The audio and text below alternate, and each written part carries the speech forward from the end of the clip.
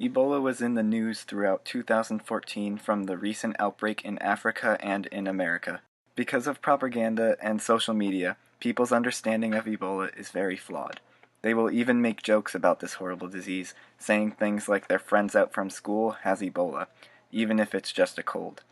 But what is Ebola exactly? Ebola is a viral hemorrhagic fever, most commonly found in West Africa, that although not highly contagious, is very deadly, generally with a survival rate of 10%. Everyone who develops the disease must be hospitalized and closely monitored. Ebola was first discovered in 1972 when a doctor was performing an autopsy on a patient who at the time was thought to have died from yellow fever. It was later learned that it was a new disease, Ebola. No one knows where exactly Ebola comes from. Throughout decades, some scientists argued that birds or monkeys carry the horrible disease.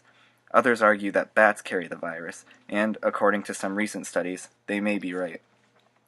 Ebola is transmitted through bodily fluids such as saliva, vomit, feces, mucus, and breast milk. Since it is not airborne, it has a relatively low virulence.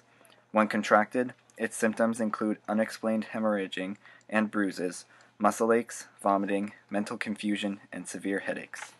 Ebola symptoms might not show up until 3 days after exposure, all the way up to 21 days. On average, the incubation period is 6 to 12 days. Ebola doesn't have a cure at the moment. The virus has to be treated for its symptoms. If blood loss occurs, blood transfusions can be given. However, in the recent outbreak, there was a 70% survival rate, proving care is improving.